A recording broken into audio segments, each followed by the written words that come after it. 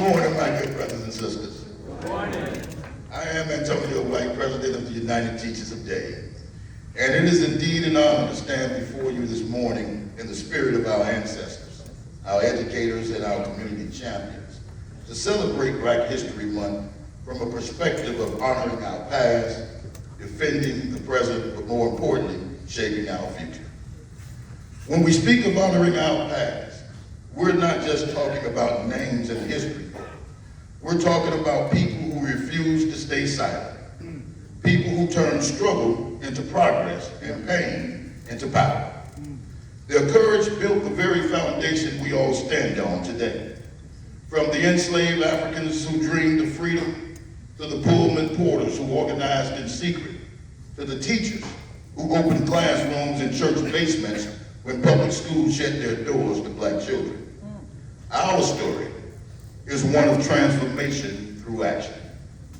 And here in Miami, that story lives in the people who walked these streets, rode on these buses, and prayed in these churches, as well as organized in those union halls that we all represent.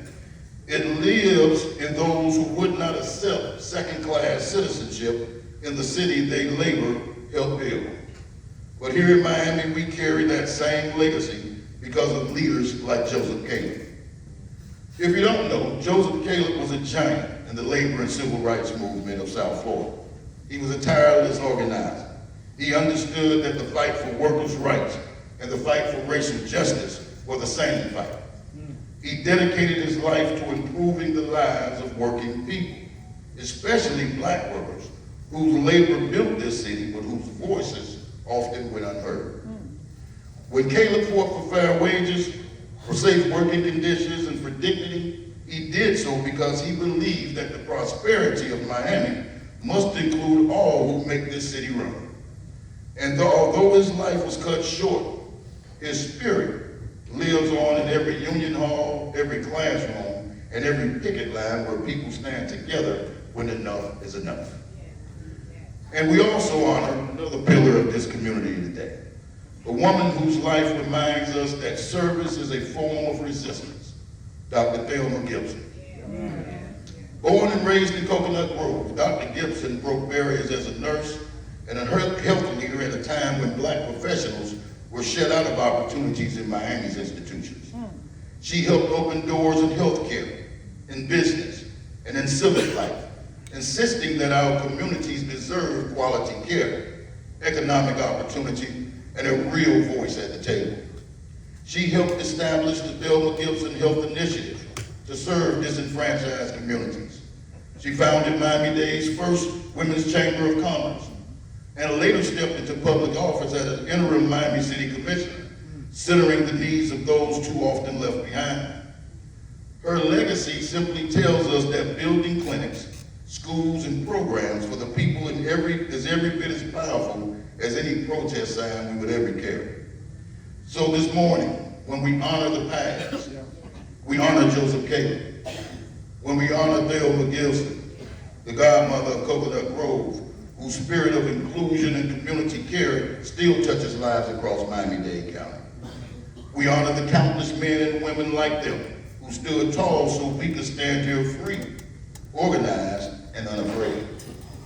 But if we're truly honoring that legacy, we must ask ourselves, what are we doing with the freedom that they fought for?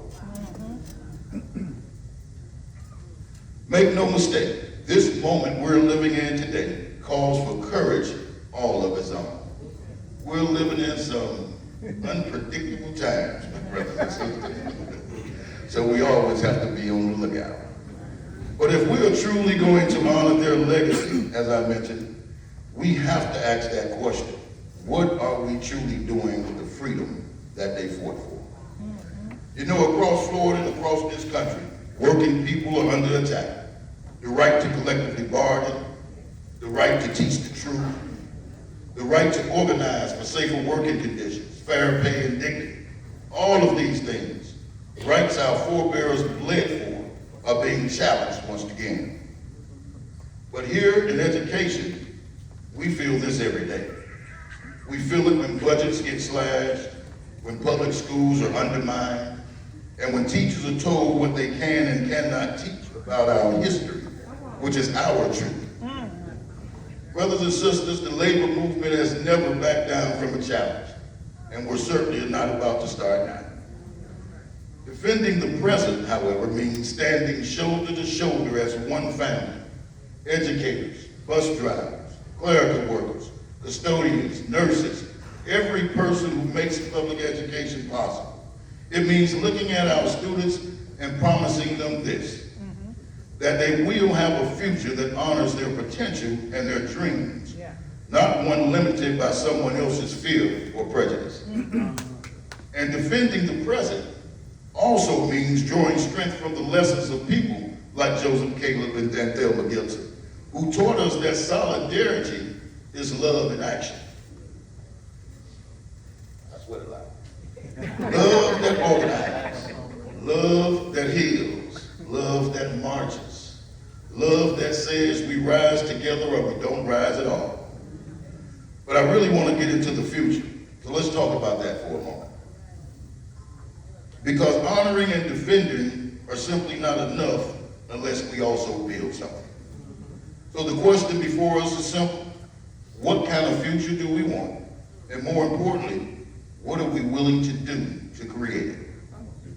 We want a future, people, where every child, no matter their race, zip code, or background, has a safe, well-funded, and joyous public school. We want a future where educators are respected and fully supported. We want a future where Black history is not confined to February, but woven into the very fabric of what we teach year-round. We want a future where working families can thrive, not just survive. And we can have that future if we stand united. You see, unionism isn't just about wages and contracts. It is about reminding people that power doesn't just sit in boardrooms or in Tallahassee, it sits within all of us. It's in every act of courage we do, every community meeting we attend, every ballot we cast, every young person who believes that they can make a difference because they saw someone fighting for them. And that's how we shape the future, not by waiting for permission, but by leading the way. So today, I ask each of you to be the leaders our future demands. If you are a teacher, keep teaching the truth. If you are a parent, keep believing in the power of public schools. If you are a union member, keep organizing, voting, and showing up. For when we lift each other up, we lift our entire community. Let us carry Joseph Caleb's legacy and Thelma Gibson's legacy forward with a renewed energy. Let us honor our ancestors by being the ancestors that future generations will be thankful for. So let's make sure that our students inherit not only history that they can be proud of, but a future that they can believe in. Because when we honor the past, we honor who we are. When we defend the present, we show what we stand for. And when we shape the future together in unity across race, class, and profession, we make history all over again. So when we leave this place today, I want you to leave this place not just inspired, but mobilized. Let's keep marching. Let's keep teaching. Let's keep organizing. And let's keep shaping a future where justice is not just an aspiration, but a reality for every working person and every child within our care. I want to thank you from the United Teachers of Dade, and thank you to all the labor warriors, both past and present, whose courage lights our path forward. The movement continues, my brothers and sisters. The dream lives on, and our future, our students' future, depends on what we do now. I leave you with peace